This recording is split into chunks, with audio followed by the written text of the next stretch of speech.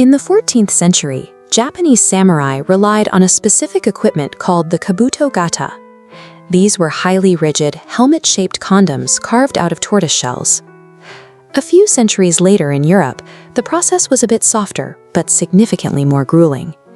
Makers would soak sheep intestines in lye to soften them, shape them, and then sell them to wealthy buyers, who were instructed to wash the membranes in milk so they could be reused.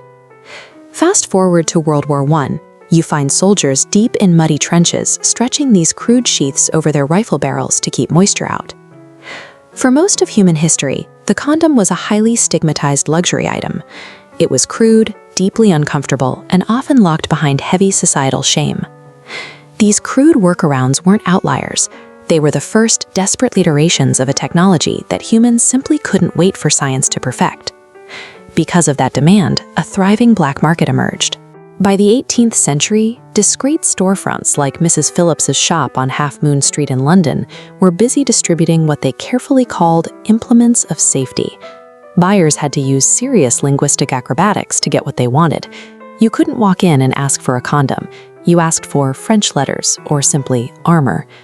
People were actively manufacturing, purchasing, and utilizing a life-saving medical device, yet the culture completely refused to acknowledge its existence. The first major technological leap happened in 1839 when Charles Goodyear invented vulcanization, a chemical process that made rubber both elastic and highly durable. This discovery finally made mass production possible. Still, these early rubbers were incredibly thick and cumbersome. They were sold individually, and buyers were expected to wash and reuse them after every single application. As production scaled up, Victorian-era moral legislation clamped down. In 1873, the United States passed the Comstock Laws, making it a federal crime to mail or advertise any contraceptive materials whatsoever. To survive the ban, manufacturers exploited a massive legal loophole.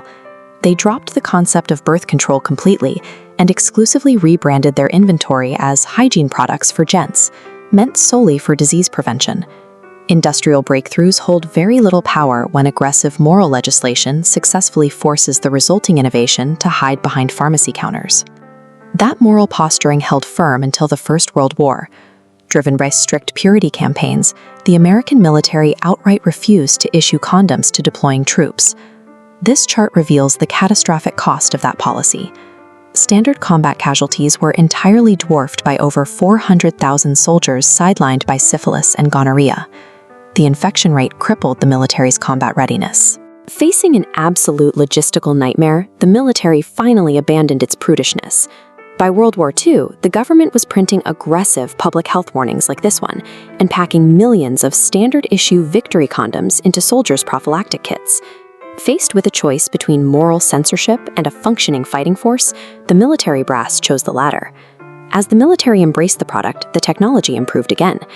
The 1920s saw the invention of latex, making condoms microscopically thin, completely disposable, and cheap enough to sell out of vending machines. Popularity dipped sharply in the 1960s. The introduction of the birth control pill gave women independent reproductive freedom and quickly dominated the contraceptive market. Then came the terrifying arrival of the 1980s AIDS epidemic. Governments scrambled to issue stark, desperate warnings like this pamphlet. The deadly virus forced an immediate global shift, turning the latex barrier into a primary line of defense. The stakes were so high that in 1987, the FDA directly intervened. They mandated strict electronic hole testing and comprehensive quality labeling for every commercially sold batch.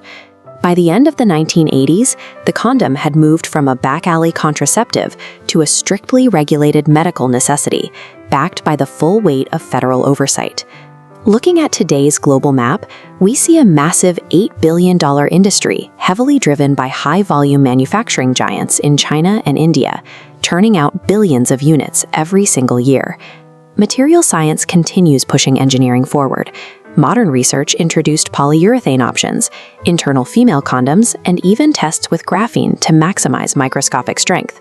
Bizarre iterations still pop up too.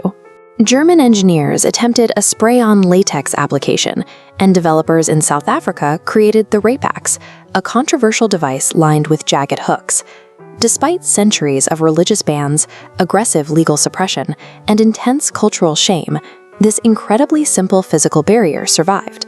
After centuries of attempts to ban, hide, or ignore the technology, the simple barrier remains a primary tool for survival in the face of biological reality.